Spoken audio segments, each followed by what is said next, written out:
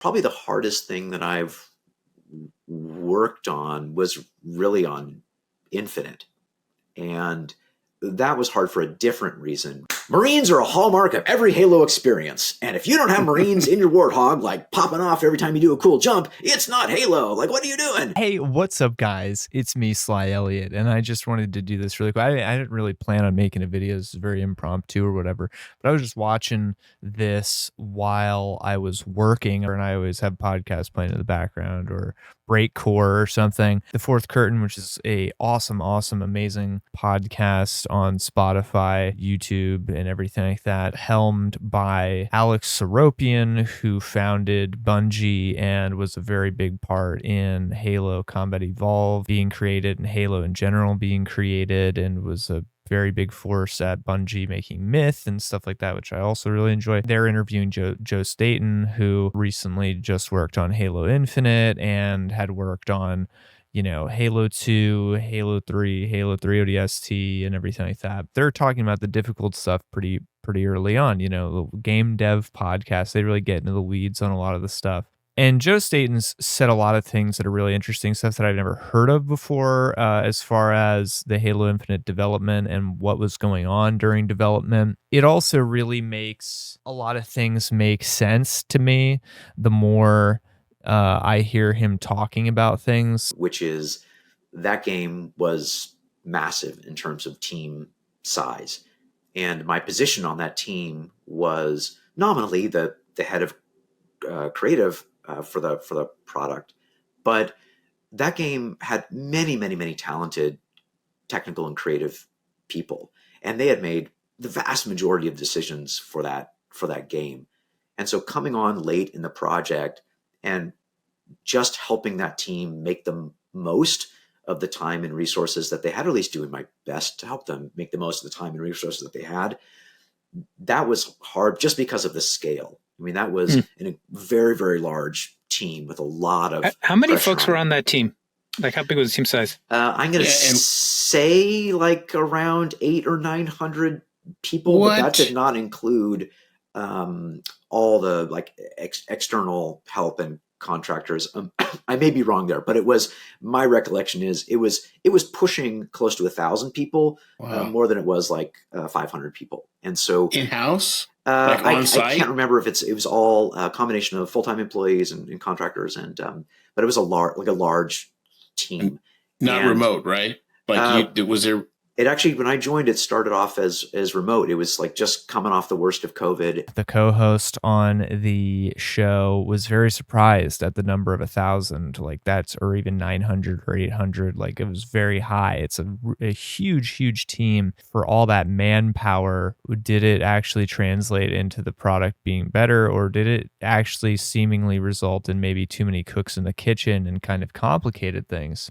As quickly as possible, trying to get an understanding of the game, understanding the people, have new people that I'm now managing. I think I ended up the whole creative organization, and I didn't directly manage all these people, but the whole creative organization was more than 200 people.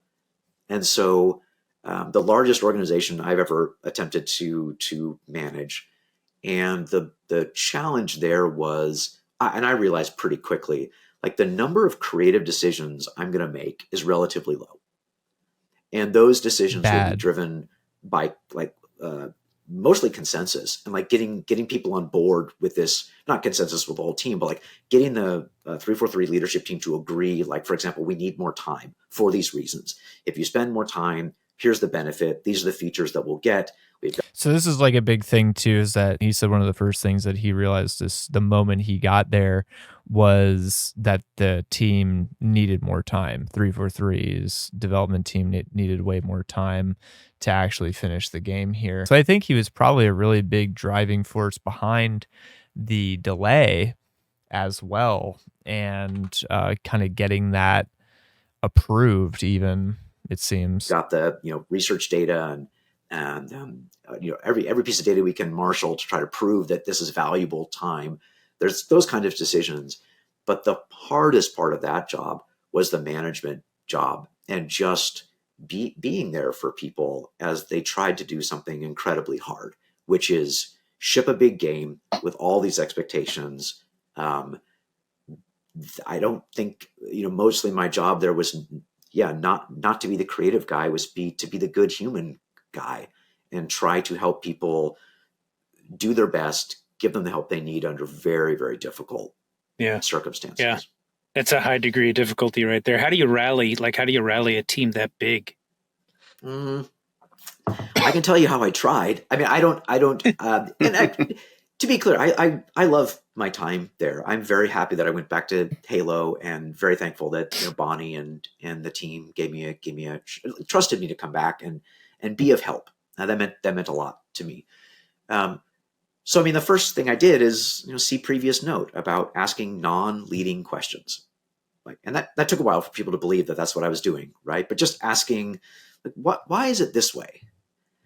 As an example, when I first joined the team, and this is a very small example, but it's the one that comes to mind, I just asked the question, why aren't there very many Marines in the open world? I've been playing an early build of the game, and I just noticed there aren't very many Marines out and about in the world. And if there are Marines, they're really localized to a particular place, and they don't really follow you around. I noticed that. What are the reasons why?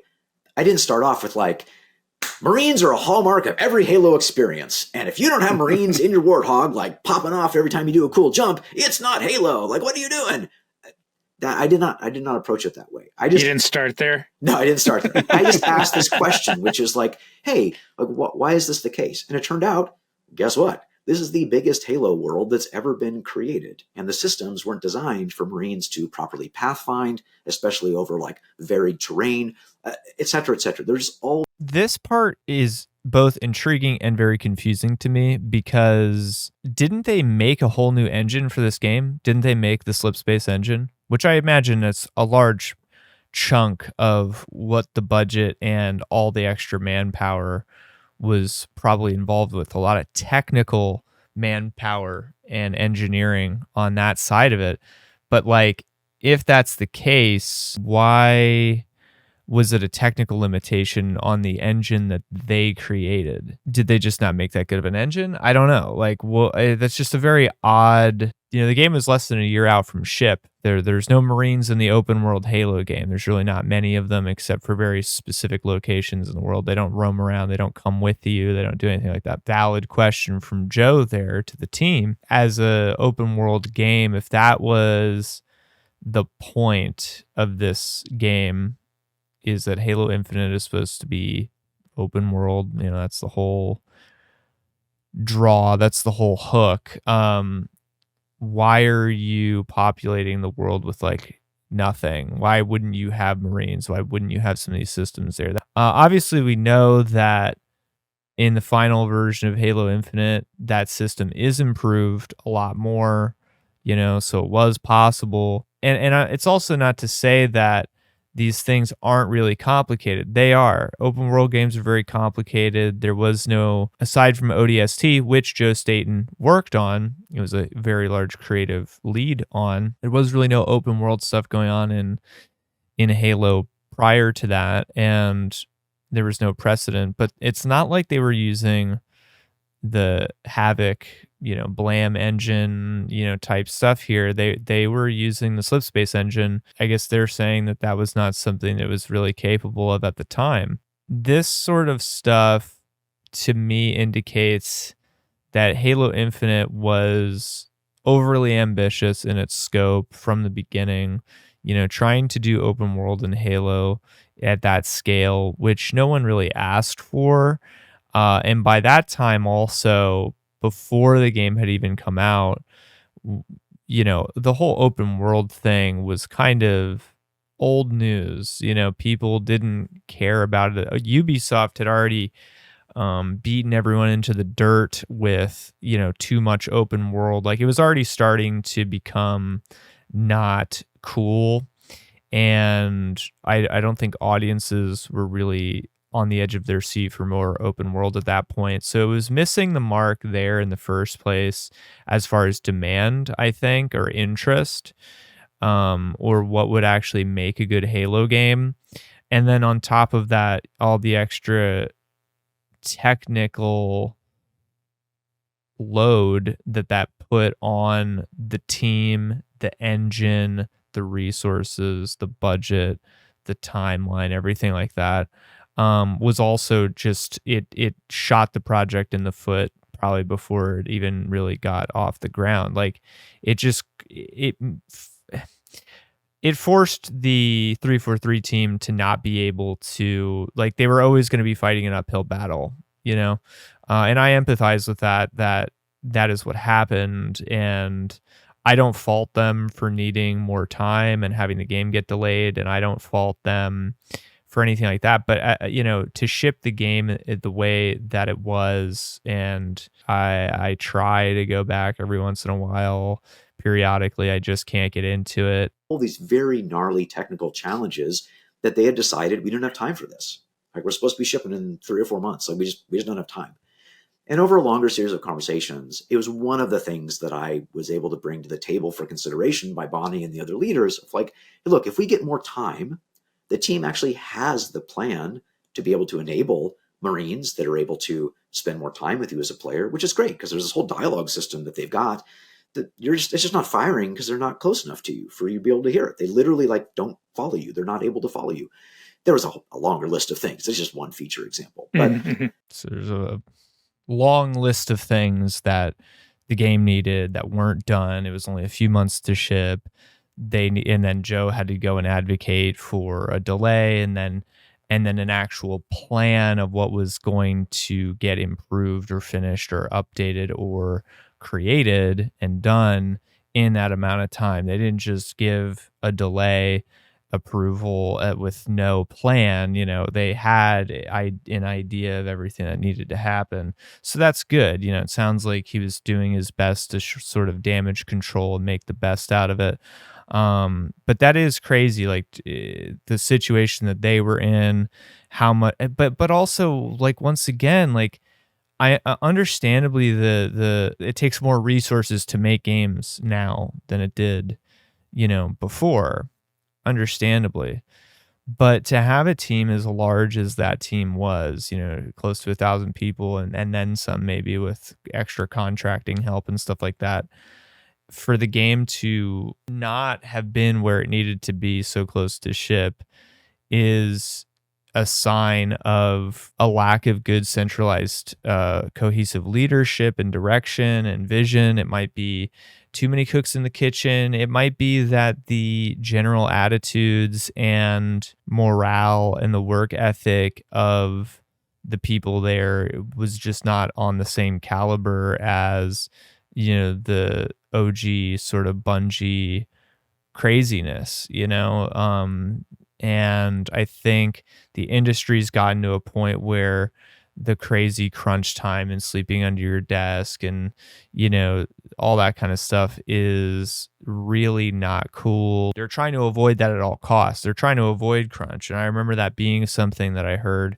about 343 during the development of Infinite, is they had a structure of project management that was very much almost sort of chiefly concerned with avoiding crunch time more than anything else. And while that is a good, noble, positive pursuit, not just for that company, but probably for the industry as a whole, I think there's a certain level of crunch that you just can't avoid in software development, sometimes in most creative projects. Like, there's just a certain amount of crunch that you're not ever going to be able to totally remove and get rid of. And no matter how well you plan, because problems are always going to arise, the unexpected is always going to happen, Murphy's Law, etc. And to set out and to be that concerned about just eliminating crunch above all else, I think, once again, it's a noble pursuit, but I don't think it's very realistic. And clearly we saw that it didn't matter. And Joe, unfortunately, was like scapegoated for a lot of it. And he was like the face of I'm sorry for the company. And he wasn't even there for any of the decisions that led to that issue. He wasn't there for any of the creative or design decisions. He just got there when it was almost done and had to clean up the mess and be the face of taking a lot of the fall, unfortunately, which was a really bad gig. And I hope he got paid and compensated well for that. But none of the information is necessarily shocking, but it does just paint the picture that like the project was just doomed probably pretty early on, and was just a ton of mismanagement, a ton of resource mismanagement and staff mismanagement and everything like that. It's very, very fascinating case study. It all started with questions.